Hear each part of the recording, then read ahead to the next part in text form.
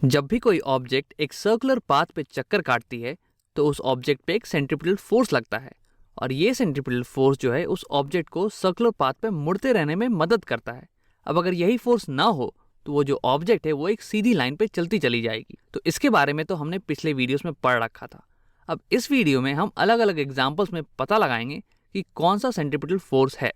तो यहाँ पे हमारे पास एक कार दिया हुआ है और ये जो कार है एक फ्लैट सर्कुलर रोड पे चक्कर काट रही है। तो मैं चाहूंगा कि तुम इस वीडियो को पॉज करो और ये पता लगाने की कोशिश करो कि यहाँ पे सेंट्रीपिटल फोर्स कौन सा है। तो अब अगर तुमने ट्राई कर लिया तो आओ देखते हैं कि इस कार पे कौन कौन से फोर्सेस लग रहे हैं।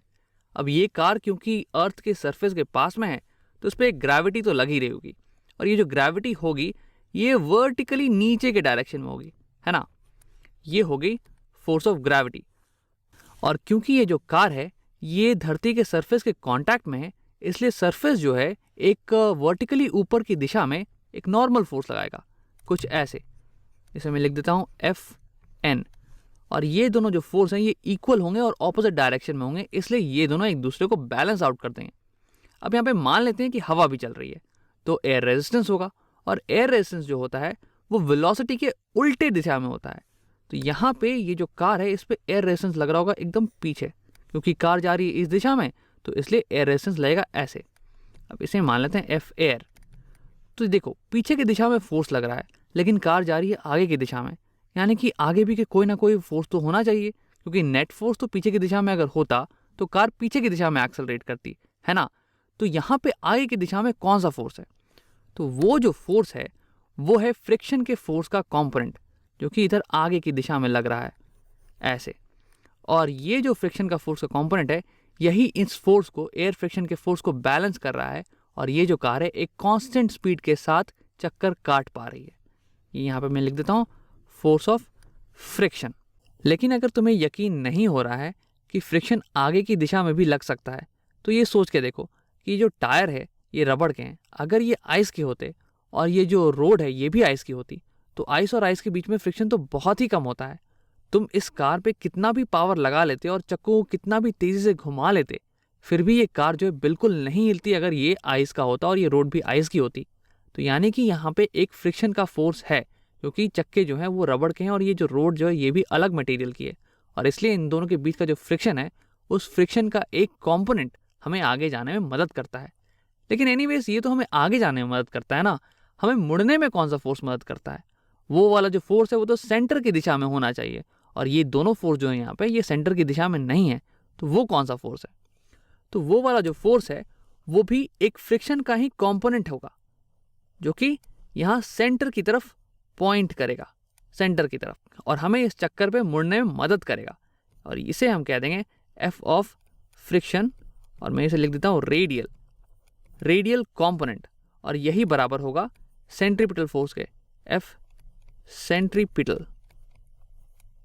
आओ अब एक और एग्जांपल देखते हैं। यहाँ पे हमारे पास एक वर्टिकल सर्कुलर ट्रैक है और उस ट्रैक पे एक कार करतब दिखाने वाला है। ये जो कार है हाई वेलोसिटी के साथ ऐसे ही सर्कुलर ट्रैक पे जाएगा और एक पूरा वर्टिकल चक्कर मार के नीचे आ जाएगा और हमें पता ये लगाना है कि अलग अलग पॉइंट पे, इस बॉटम मोस्ट पॉइंट पे और ये horizontal point almost 90 degree point पे और ये जो टॉप मोस्ट पॉइंट है, इन तीनों पॉइंट पे सेंट्रीपिटल फोर्स क्या है ये हमें पता लगाना है। तो आप सबसे पहले नीचे वाले बॉटम मोस्ट पॉइंट से चालू करते हैं। तो यहाँ पे इस पॉइंट पे एक तो ग्रेविटी का फोर्स लग रहा होगा क्योंकि ये जो पूरा सेटअप है ये धरती पे मान लेते हैं किसी प्लैनेट पे हो रहा होगा, ठीक है।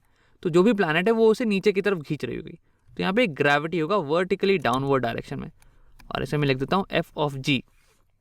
और फिर क्योंकि ये जो बॉडी है, क्योंकि ये जो कार है सरफेस के साथ कॉन्टैक्ट में है और ये ऑलमोस्ट हॉरिजॉन्टल है, इसलिए यहाँ पे एक नॉर्मल फोर्स होगा ऊपर के डायरेक्शन में, वर्टिकली ऊपर के डायरेक्शन में। और इस नॉर्मल फोर्स को मैं थोड़ा लंबा बनाने वाला हूँ ग्रेविटी के फोर्स से, क्योंकि जो नेट फोर्स है वो अंदर की तरफ होना चाहिए, वो वर्टिकली इनवर्ट होना चाहिए, है ना। तभी तो ये कार चक्कर काट पाएगी, तभी तो इस कार को सेंट्रीपिटल फोर्स मिलेगा। देखो यहाँ हो जाएगा F centripetal is equal to, ये है तुम्हारा एफ नॉर्मल, ठीक है। तो एफ सेंट्रीपिटल का मैग्नीट्यूड ये बराबर हो जाएगा नॉर्मल फोर्स के मैग्नीट्यूड माइनस ग्रेविटी के मैग्नीट्यूड के। और अगर नॉर्मल फोर्स बराबर होता ग्रेविटी के फोर्स के तो ये जो फोर्सेस हैं एक दूसरे को कैंसिल आउट कर देते और रेडियली इनवर्ड डायरेक्शन में हमारे पास कोई भी फोर्स नहीं होता, और ये जो कार है ये हॉरिजॉन्टली स्ट्रेट डायरेक्शन में चली जाती, ये चक्कर नहीं काट पाती। और इस पर और भी फोर्सेस लग रहे होंगे। एक फोर्स होगा तुम्हारा एयर रेजिस्टेंस का। अब क्योंकि कार इस दिशा में जा रही है तो उस पर एयर रेजिस्टेंस लगेगा पीछे की दिशा में, एफ ऑफ एयर रेजिस्टेंस। और इसको बैलेंस कर रहा होगा हमारा फ्रिक्शन का फोर्स, जो कि लगेगा आगे की दिशा में, एफ ऑफ फ्रिक्शन। अब इस पोजीशन की बात करते हैं। यहाँ पे कार पे ग्रेविटी का फोर्स लग रहा होगा नीचे की दिशा में, और साथ के साथ एयर फ्रिक्शन का जो फोर्स लग रहा होगा वो भी नीचे की ही दिशा में लगेगा, क्योंकि कार जो है इस पोजीशन पे कार की जो वेलोसिटी है वो वर्टिकली ऊपर की दिशा में है, और जो एयर रेजिस्टेंस होता है वो वेलोसिटी की ऑपोजिट दिशा में होता है। तो यहाँ पे हो गया ग्रेविटी का फोर्स प्लस हमारा एयर फ्रिक्शन का फोर्स, एफ ऑफ एयर। और इस फोर्स को बैलेंस कर रहा होगा हमारा फ्रिक्शन का फोर्स। ये जो फ्रिक्शन का फोर्स है ये होगा चक्के और ट्रैक के बीच का फ्रिक्शन, एफ ऑफ फ्रिक्शन। तो ये तो हो गया तुम्हारा वर्टिकल डायरेक्शन में फोर्स। यहाँ पे तुम्हारा जो सेंट्रीपिटल फोर्स होगा वो होगा हॉरिजॉन्टल दिशा में, और वो कौन सा फोर्स होने वाला है? तो देखो यहाँ पे जो कार है ये ट्रैक के कांटेक्ट में है, तो जो ट्रैक है वो कार को इस दिशा में पुश कर रही होगी, इस दिशा में एक नॉर्मल फोर्स प्रोवाइड कर रही होगी, और ये हो जाएगा तुम्हारा centripetal force, F of normal. तो अब इसे यहाँ पे लिख लेते हैं। सेंट्रीपिटल फोर्स का मैग्नीट्यूड ये बराबर होगा नॉर्मल फोर्स के मैग्नीट्यूड के। इसे मैं सेम कलर से लिख लेता हूँ, एफ ऑफ नॉर्मल। और क्योंकि ये डायरेक्शन सेम है तो इसे मैं वेक्टर साइन से भी डिनोट कर सकता हूँ। यहाँ पे ये वेक्टर साइन, क्योंकि दिशा भी दोनों की सेम है। तो आओ अब टॉप मोस्ट पॉइंट की बात करते हैं। तो मैं चाहूँगा कि तुम वीडियो को यहीं पॉज करो और पता लगाने की कोशिश करो कि इस पर सेंट्रीपिटल फोर्स कौन सा है। तो पहले से ये पता लगाते हैं कि इस पर कौन कौन से फोर्स लग रहे हैं। अब क्योंकि कार जो है इस दिशा में जा रही है तो इस पर एक एयर फ्रिक्शन लग रहा होगा, वो होगा पीछे की दिशा में। ये हो गया friction, force of air friction. और इस पे एक फ्रिक्शन का भी फोर्स लग रहा होगा जो कि चक्कों और ट्रैक के बीच में होगा, और वो जो फोर्स होगा वो आगे की दिशा में होगा। ये हो गया तुम्हारा फोर्स ऑफ फ्रिक्शन। फिर यहाँ पे ग्रेविटी का भी फोर्स लग रहा होगा, और ग्रेविटी का फोर्स तो हमें पता है वो नीचे की तरफ लगने वाला है।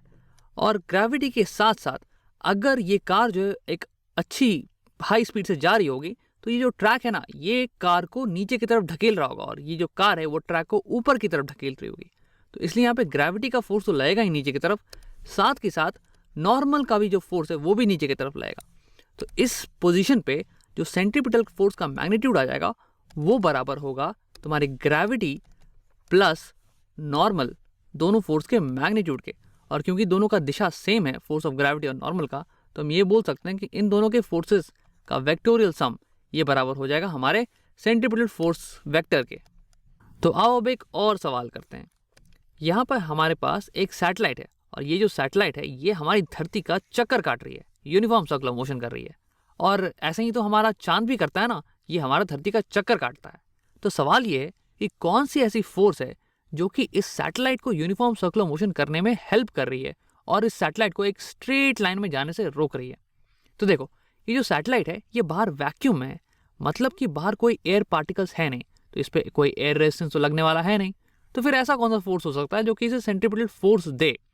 तो इस केस में जो सेंट्रीपिटल फोर्स है वो ग्रेविटी की मदद से आ रहा है। यहाँ पे जो धरती है ये हमारे सैटेलाइट को खींच रही है नीचे की तरफ ग्रेविटी से। लेकिन तुम बोलोगे कि तुमने मूवीज में देखा है कि जो एस्ट्रोनॉट्स होते हैं, जो अंतरिक्ष यात्री होते हैं, वो यहाँ सैटेलाइट में फ्लोट कर रहे होते हैं, तैर रहे होते हैं। तो इसका मतलब कि वहाँ पे ग्रेविटी नहीं होगी तभी तो वो तैर सकते हैं। लेकिन ऐसा नहीं है। जो हमारा सैटेलाइट है ना वो फ्री फॉल कर रहा है, वो धरती की तरफ गिर रहा है, लेकिन वो इतनी हाई वेलोसिटी से आगे भी जा रहा है कि धरती को मिस करते जा रहा है। और इसके बारे में हमने डिटेल में बात की है एक पहले वीडियो में, और तुम उस वीडियो को देख सकते हो। लेकिन इस केस में हमारा जो सैटेलाइट है वो यूनिफॉर्म सर्कुलर मोशन इसलिए कर पा रहा है क्योंकि ग्रेविटी जो है उसे सेंट्रीपिटल फोर्स दे रही है।